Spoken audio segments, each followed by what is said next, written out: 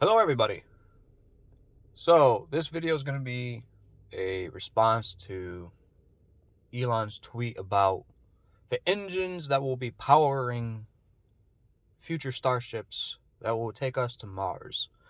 So in his tweet he has stated that it won't be called a Raptor. It'll be essentially a third generation. You would think it would be a third generation Raptor variant. But possibly redesigned from the ground up just specifically for Mars endeavors. It could probably have elements of the Raptor design in it, but it will be a complete redesign overhaul.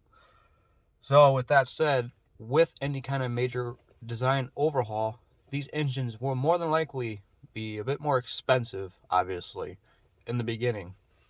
But we'll still have the efficiency and elements that Raptor will have. So it'll obviously be powered by methane. It'll be a closed cycle combustion engine. Closed cycle combustion. More likely, these engines will probably be larger, higher, capable of higher ISP. Again, I don't know about the cost factor. It'll probably be more expensive. But for right now, there's just the Raptor first generation, which is currently being used on current prototype Booster 4 and Ship 20, the RVAX and C-level Raptor engines. Raptor 2 will be soon to be utilized. These will be a lot more efficient than the first generation Raptors. A lot of the wiring will be a lot more compact. It'll be less cluttered, and so hopefully a lot cheaper. If I'm not mistaken, I believe these second generation engines will be obviously a lot more efficient, capable of a bit higher ISP as well. These will more likely become the main engines just for, from Earth to orbit, or maybe Earth to Moon, and that's about it. So I assume that in Elon's understanding through meetings and whatnot, that the current design of Raptor just wasn't going to cut it to get to Mars based on some research. So therefore that required the engineers to go back to the drawing board to redesign a new engine from the ground up, specifically just to get us to Mars. I mean, it makes sense. When you think about it, it's got to be a lot more efficient, because a trip to Mars is going to take months, 6 months at minimum. I'm sure they have to do regular burns and whatnot. So the specific application usage will be unique for these new engines. Now, he didn't reveal a name for it. It won't be. He said it won't be called Raptor. So maybe Mars vacuum engines. Or I don't know if these engines will be on the first stage, super heavy. The first stage. Perhaps they'll just use Raptors, like the second generation Raptors, just on the super heavy, and then these newer engines will be utilized on the second stage Starship for vacuum. Now, those additional details haven't been revealed. It's very much in the early phase, so I'm pretty certain that Elon will update us all over time with the progress of these newer designed engines. More likely, these will be designed and tested between the different facilities in Hawthorne and McGregor, because they are building a dedicated Raptor engine facility, production facility in McGregor, Texas. So possibly these newer engines that are in the design phase is going to be produced there, possibly.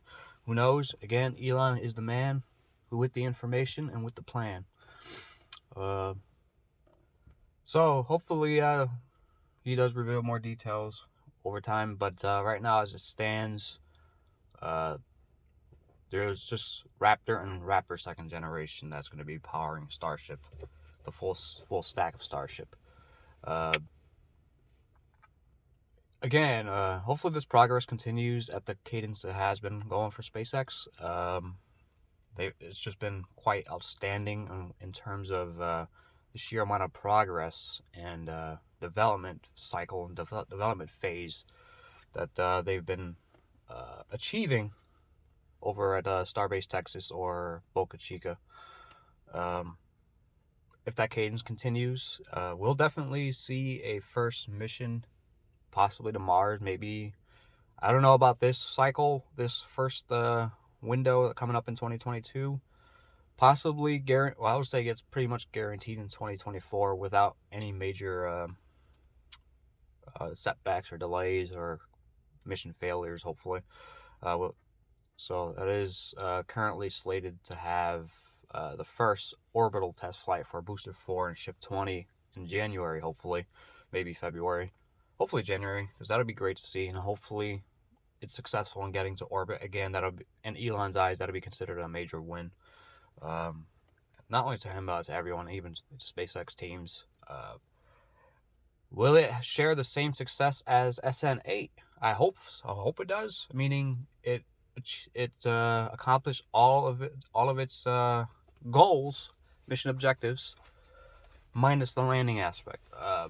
So if this stack can launch, clear the orbital launch mount without any issue, successfully gets to orbit, and then separates successfully, and then Starship 20 goes along its merry way, completing a near full orbit before re-entering, and then the booster being able to re-enter without blowing up on entry. Same thing with Ship 20. It'll be a massive win, and it will provide a massive amount of confidence and I would say a massive amount of energy, so to speak, and enthusiasm for the next test vehicle for Ship 21 and Booster 5, in which hopefully this stack, which will have its own unique objectives besides the first orbital test stack. If all goes well, we should be able to see the first actual catching of Booster 5 and maybe Ship 21 utilizing the chopsticks or from Stage 0 or the orbital launch tower. But that in of itself is a huge test right there in of itself. It's the first of its kind ever, catching a rocket out of the air and then putting it back on the launch mount. That's huge. If that is as successful as SN8 as well, that will be another huge boost in confidence and provide a massive amount of energy and enthusiasm to the entire team, to anyone who's been watching the latest developments and the progress with the design and the building of Starbase. It would be newsworthy, absolutely. It would be on CNBC. It would be on some of the other major outlets, a lot of independent outlets. It would be trending on Twitter. It would be blowing up on YouTube. Rest assured, when those tests do occur, I will be live streaming. Well, I'll be trying to live stream at least. I do have a YouTube channel. My current account is not capable of live streaming, so maybe hopefully in that time period I can. And anyone who happens to be tuning in to watch, I would appreciate it. And again, yeah, I know this video kind of skewed off of the original topic of the engines, but it's still very much related to the whole scheme of things for Starship. Again, so thank you for watching. I appreciate your time here, and you have a wonderful rest of your day. Bye-bye.